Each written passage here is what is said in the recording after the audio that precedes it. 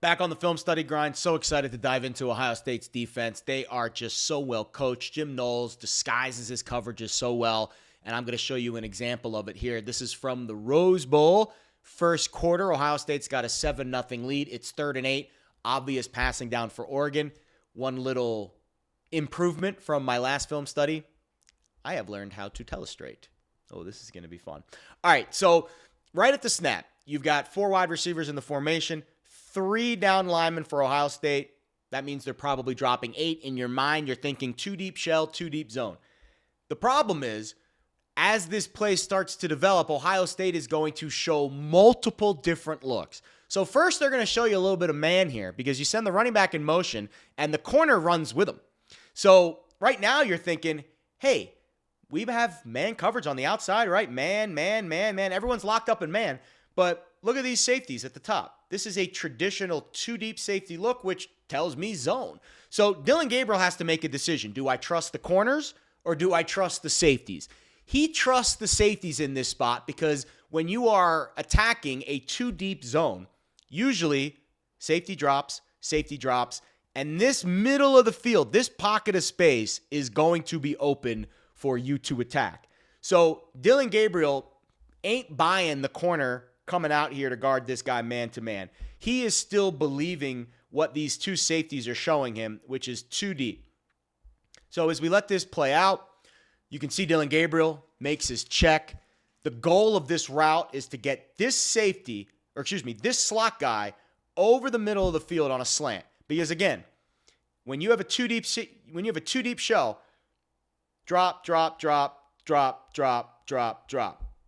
This is the pocket of space that you think is available to you as a quarterback. So that is the pocket you're trying to attack. You're going to see this guy run a deep post and then the slant over the middle. One of these guys you would think is going to be open. That is the plan of attack for Dillon Gabriel in the offense. So you can see it play out at the snap.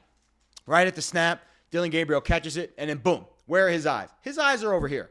He is trying to manipulate this safety to fly out of the middle. But here's the problem. Remember that 2-deep shell I was just showing you? Well, now Ohio State is morphed into this middle of the field amoeba zone where you've got the free safety guarding deep middle. You've got Caleb Downs, kind of the rover, intermediate middle, and you've got the middle linebacker, Simon, who's kind of a spy.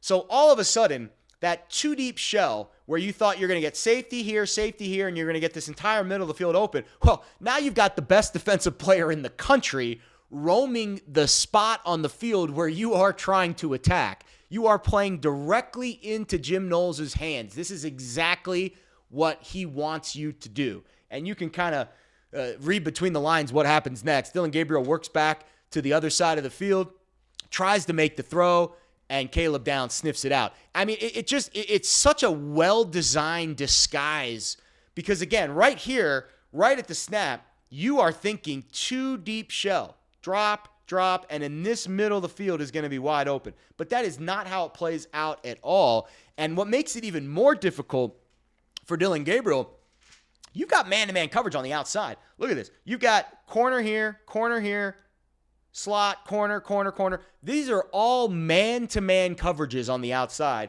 But in the middle of the field, you've got this big, juicy zone to contend with. Essentially 2 different styles of coverages wrapped up into the same play. And just a really difficult concept to try to attack when you've got the wrong, it's like square peg, round hole. You've got the wrong play called for the wrong style of coverage. So let's watch this play out again. Again, there's the linebacker, Simon. Sends the corner out. You're getting a man look on the outside, 2-deep zone over the middle. And if you just watch the snap here, you could see Oregon's got this play blocked very well. Watch this left guard. This left guard, he doesn't even have anyone to block. He's sitting there just looking for someone to block. What do I do? And Oregon's got a really nice pocket here. Again, when you're only rushing 3 and dropping 8, you would expect the play to be blocked well enough for Dillon Gabriel to have enough time to throw. But if I rewind it just a little bit, just watch Caleb Downs. Watch Caleb Downs just kind of drift into this spot. He does it really smooth, very ninja-like. He just kind of drifts into this pocket of space, and then all of a sudden Dillon Gabriel can't see it. The reason why Dillon Gabriel can't see it is because at the snap, Gabriel's got his eyes looking over here. He's got his eyes looking over here. He's trying to get Downs to go into this pocket of space. But Caleb Downs, again, his assignment, intermediate middle. He doesn't worry about what's happening over on the sidelines. He's letting his teammates handle that. His teammates have his back. Man coverage all on the outside, zone coverage on the middle. And again, you know what happens next. Watch this play by Caleb Downs. He sniffs it out beautifully. Great instincts. Almost makes the interception. Almost takes the receiver's legs out. But a great play by Caleb Downs, sniffing this play out and making life really, really miserable on Dillon Gabriel. Let's watch it from this angle again. And you can see actually a really good route run by Tez Johnson. That's Tez Johnson in the slot there, right here. Tez Johnson in the slot. Watch this route. He fakes to the outside, almost runs a little hinge route, and then pops back over to the middle field. This is a really good route. This is a route that if Ohio State was in a two-deep zone coverage, a true two-deep zone shell, this route would have been open, and it's probably a first down for Oregon. Look at the separation that Tez Johnson gets on his man there in the middle. Tez Johnson's got a couple of yards of separation, and he's got a nice big pocket of space to work into. The problem is Dillon Gabriel thinks he can manipulate Caleb Downs with his eyes and get him out of this center, but Jim Knowles disguised this defense so well. Caleb Downs has nothing to worry about except this deep pocket middle here, and so he's just chilling, waiting for the play to come to him. He makes the read. Dillon Gabriel makes the throw. It's maybe a hair late. Caleb Downs makes the PBU. Fourth down, Oregon has to punt. These are the types of reads. These are the types of decisions that Steve Sarkisian and Quinn Ewers and the Texas offense are going to have to make. It is not easy to diagnose a Jim Knowles defense.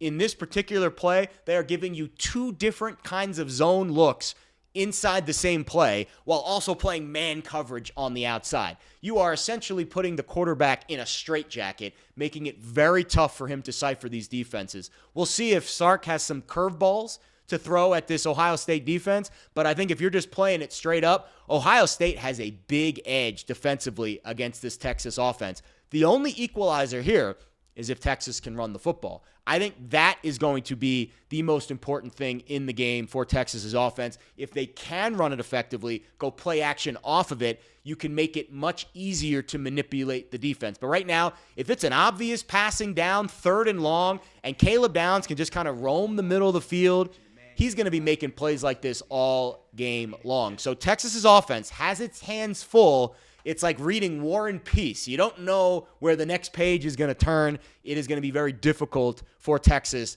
to diagnose the Ohio State defense in the Cotton Bowl.